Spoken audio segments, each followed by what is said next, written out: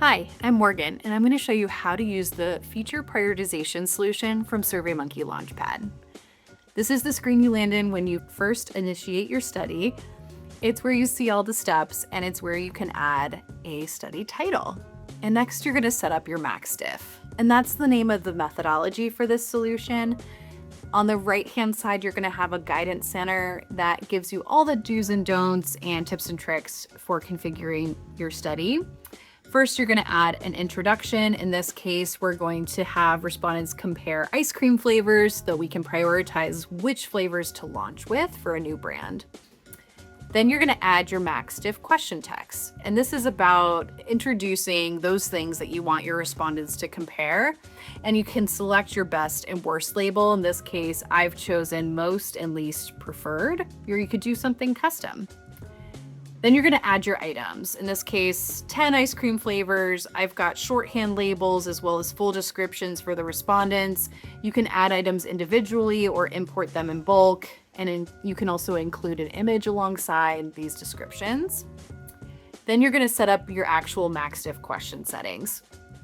And as you adjust, it's going to show you this preview of what it's going to look like for the respondents down below.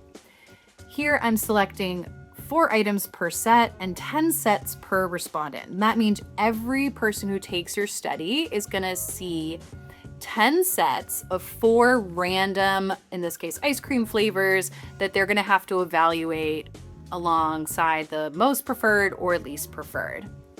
Once that's looking good, you have the ability to customize your study. And if you're a SurveyMonkey customer already, this is going to look familiar to you because it's our rich survey editor.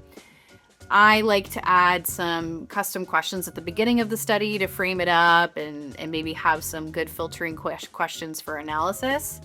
Then you're going to see some locked pages, and that's where the MaxDiff methodology comes into play. We make it foolproof so you can't mess it up. And then I like to add demographics at the end. So in this case, age, gender identity, total household income.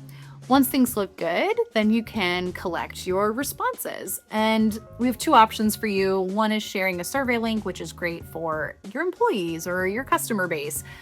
Or you can target your ideal respondents using our global panel of over 335 million people worldwide. And so what you're going to do here is you're going to select your slide here to choose your sample size, as well as select your targeting criteria. There's over 200 options available to you, or you could even add your own custom screening questions. And as you're making your selections, your cost estimate's going to update here on the right. Once things look good, you can check out and launch your study. Most projects complete in about 24 to 48 hours. I've seen some complete in as little as an hour, so it can be really fast. And once your responses are in, you come over to the analysis screen, and this is where you're going to see the classic MaxDiff results. You're going to have counts available to you, which is the positive and negatives are the net of selecting the most and least preferred.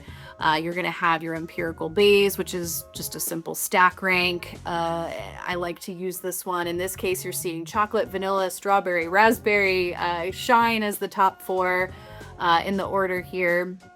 And then there's the TURF analysis, which stands for total unduplicated reach and frequency. It's all about how you're going to create combinations of, in this case, flavors to maximize your market reach. So I'm actually going to up this to 4 items in the combination. Per combination, I'm going to resimulate that. And then this is going to basically tell me, okay, what combination of 4 flavors will maximize that reach? I'm going to look at this in list view. And so this is saying the top combination that's going to get me, like, really satisfy 84.5% of the market is chocolate, vanilla, strawberry, and salted caramel. Interesting. That was actually not in the top 4 rank of the empirical Bayes. My hypothesis here is probably strawberry. Folks who like strawberry also like raspberry, and in order to maximize your market reach, you would want to add salted caramel to the mix.